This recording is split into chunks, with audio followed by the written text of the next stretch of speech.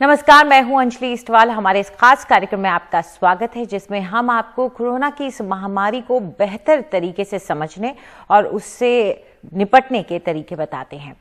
आज हम बात करने वाले हैं कि क्या कोविड का कोई हार्ट अटैक से कनेक्शन है। दरअसल अगर हम आंकड़े देखें और जिस तरह का ट्रेंड दिख रहा है, कोविड के बाद अचानक दिल का दौरा पड़ना यानी कि सडन कार्डियक अरेस्ट होना, इसका ट्रेंड बढ़ता हुआ नजर आ रहा है।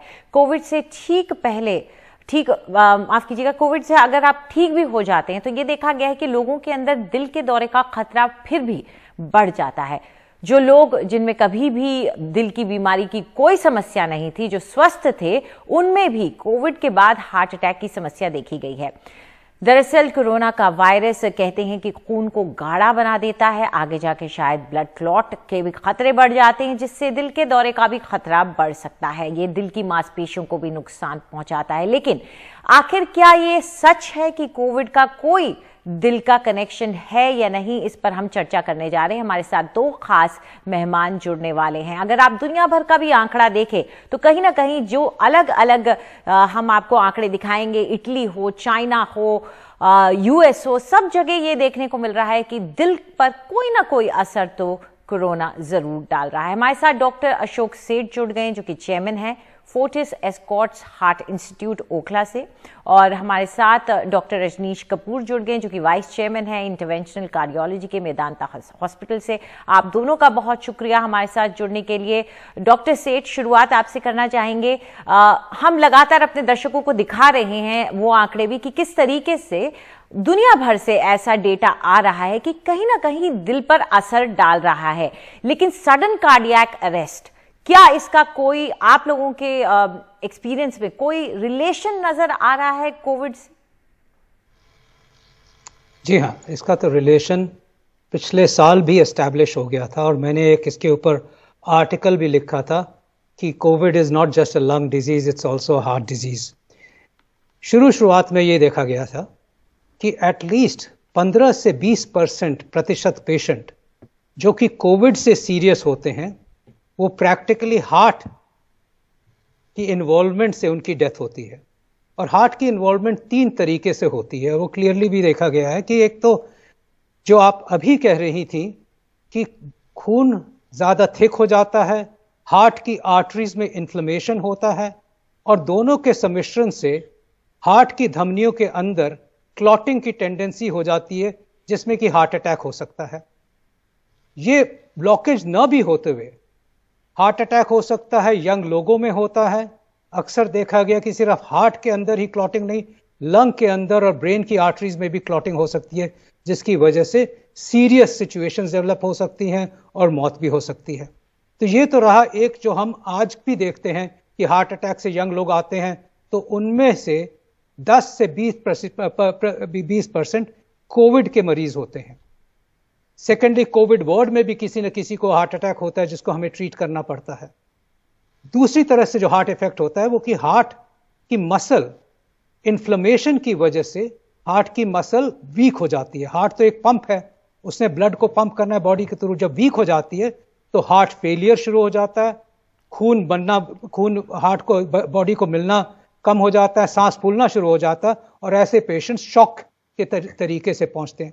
और फाइनली हार्ट को जब इफेक्ट करता है तो हार्ट के इलेक्ट्रिकल सर्किट को भी इफेक्ट कर सकता है कोविड, जिसकी वजह से हार्ट या तो स्लो हो जाता है और हार्ट की रेट जो नॉर्मली 70 होती है 30 के करीब पहुंच जाती है, जिससे कि पेशेंट कोलैप्स कर सकता है, या 150, 160, 170 और 200 तक भी हार्ट रेट पहुंच जाती है, जिसकी वजह से कार्डियक अरेस्ट हो सकता है।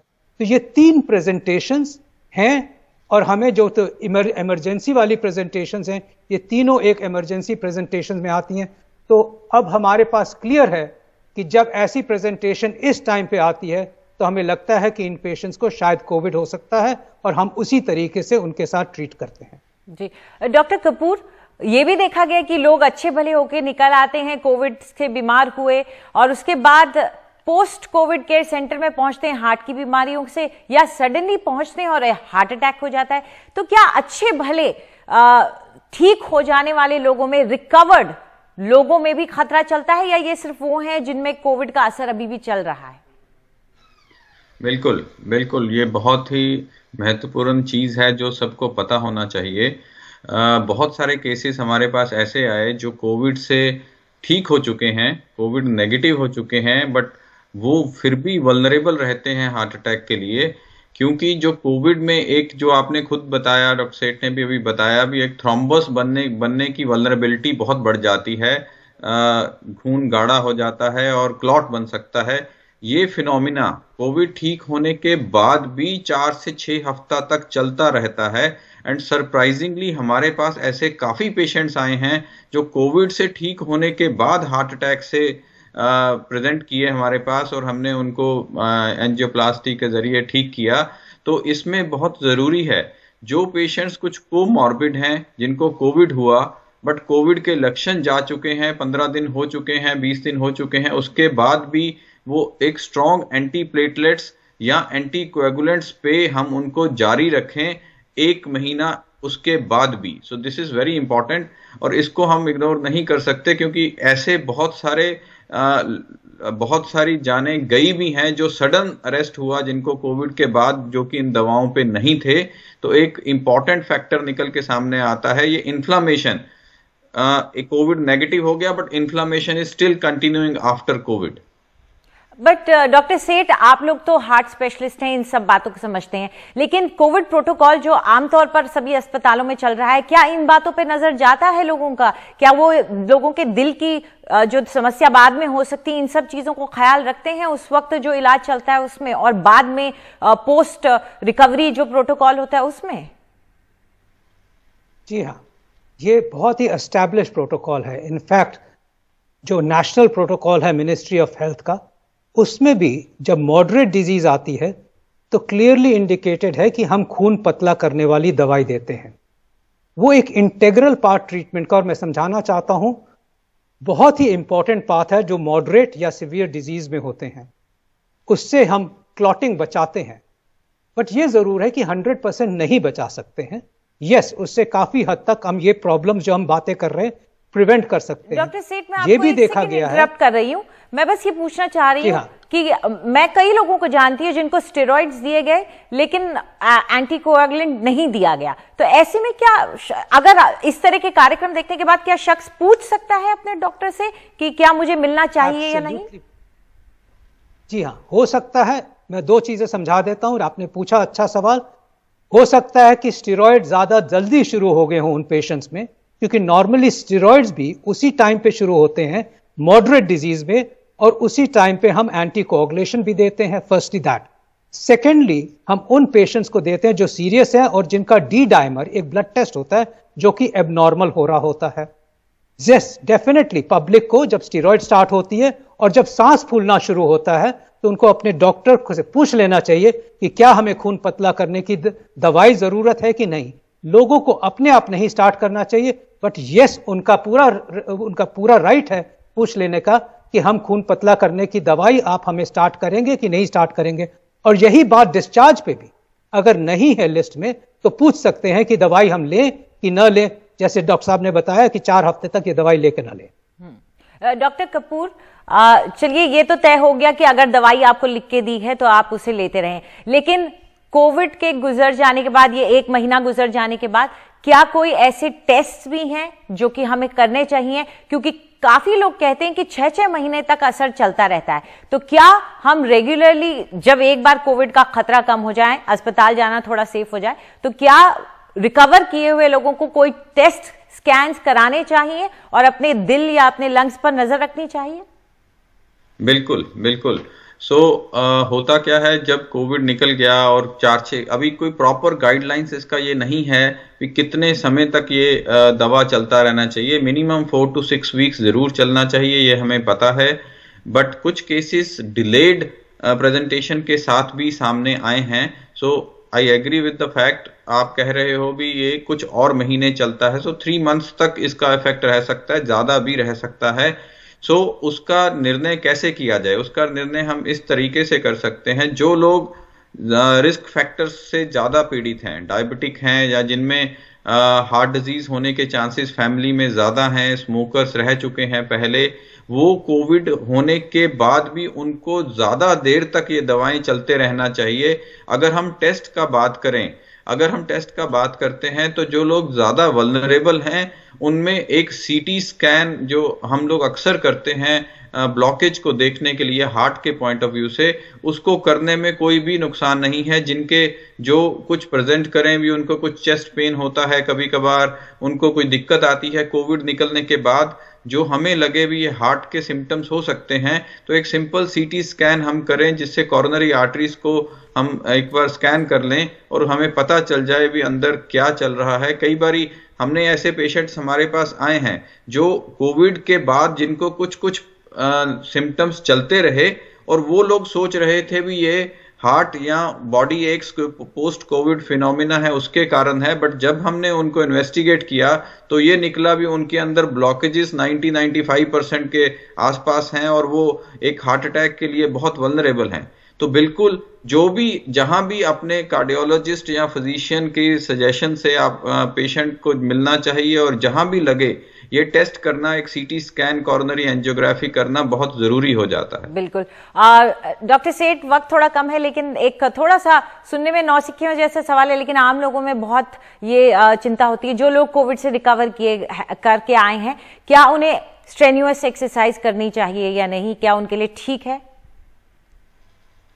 जी नहीं, स्ट्रेन्युअस एक्सरसाइज तो बिल्कुल नहीं करनी चाहिए और हम कहते हैं कि इसे 4 से 6 हफ्ते तक उनको माइल्ड टू मॉडरेट लेवल की एक्सरसाइज करनी चाहिए।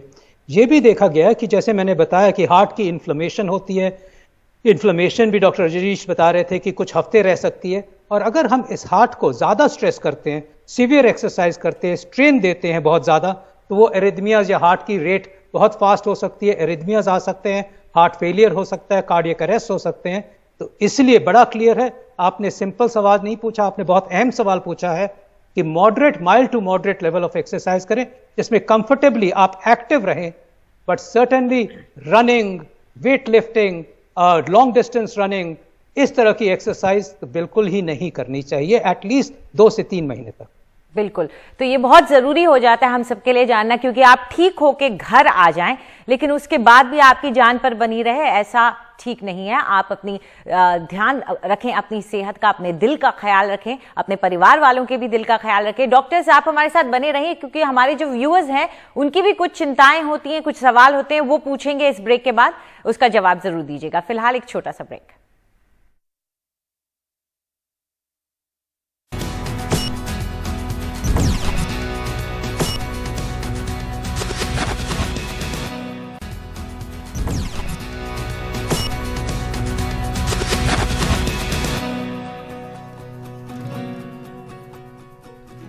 अब वक्त है आपके भेजे हुए सवालों के जवाब देने का, जिसके लिए हमारे साथ डॉक्टर अशोक सेठ और डॉक्टर कपूर जुड़े हुए हैं।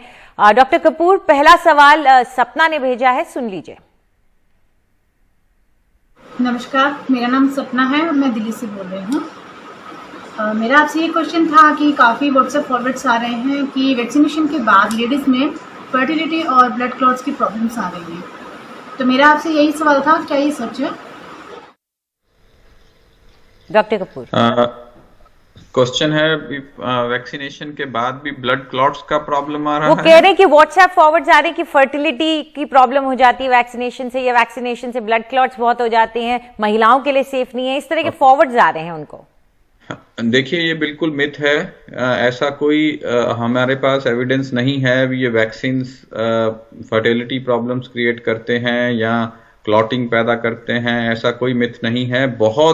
बहुत रेयर किसी कुछ केसेस में कुछ क्लॉट्स जरूर मिले हैं वीनस सिस्टम के अंदर पोस्ट वैक्सीनेशन, बट बहुत स्ट्रॉन्ग कोई कॉजल रिलेशन उसके साथ एस्टेब्लिश नहीं हुआ है। तो अभी ये कह पाना भी वैक्सीन के बहुत बड़े साइड इफेक्ट्स हैं, ये नहीं लगवाने चाहिए, ये बहुत खतरनाक स्टेटमेंट होगा।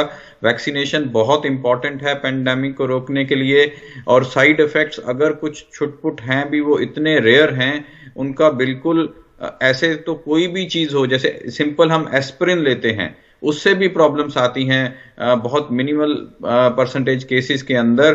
तो ये बिल्कुल नहीं सोचना है भी वैक्सीन खराब है या वैक्सीन से हमें कोई साइड इफेक्ट्स हैं। वैक्सीन का बहुत बड़ा रोल रहेगा पेंडेमिक को रोकने के लिए। सब लोगों को आगे बढ़ के वैक्सीन लगवाना है और इस तरफ बिल्कुल ध्यान नहीं देना है। और अभी तक कुछ भी ये एस्टैब्लिश्ड फैक्ट्स नहीं है, ये व्हाट्सएप न्यूज है। व्हाट्सएप न्यूज बहुत तेज गति से आजकल इधर उधर जा रहा है, उसकी तरफ ध्यान नहीं देना है। जी चलिए अगला सवाल ले लेते हैं। डॉक्टर सेठ, काशवी सूरी ने यह सवाल भेजा है। हेलो, मेरा नाम काशवी सूरी है और मैं दिल्ली से हूँ। मेरा क्वेश्चन ये है कि क्या 18 साल से कम उम्र के बच्चों को कोविड वैक्सीन की जरूरत है, और अगर है तो उसकी उम्मीद हम कब तक कर सकते हैं? राइट, ये बहुत इंपॉर्टेंट सवाल है। अभी तक जितनी भी स्टडीज हुई हैं वो 18 साल के ऊपर वाले लोगों में हुई हैं। इस वजह से कई वजह हैं उसकी, और अभी 18 साल से कम के बच्चों की ट्रायल्स चल रहे हैं। ये देखा गया है कि बच्चों में जब कोविड होता है तो वो सीरियस नहीं होता है। वो उसके सिम्टम्स आते हैं, बुखार भी आ सकता है, डायरिया वॉमिटिंग भी आ सकती है, मलेज भी आ सकता है, बट वो रिकवरी फास्ट होती है, रिकवरी अच्छी होती है।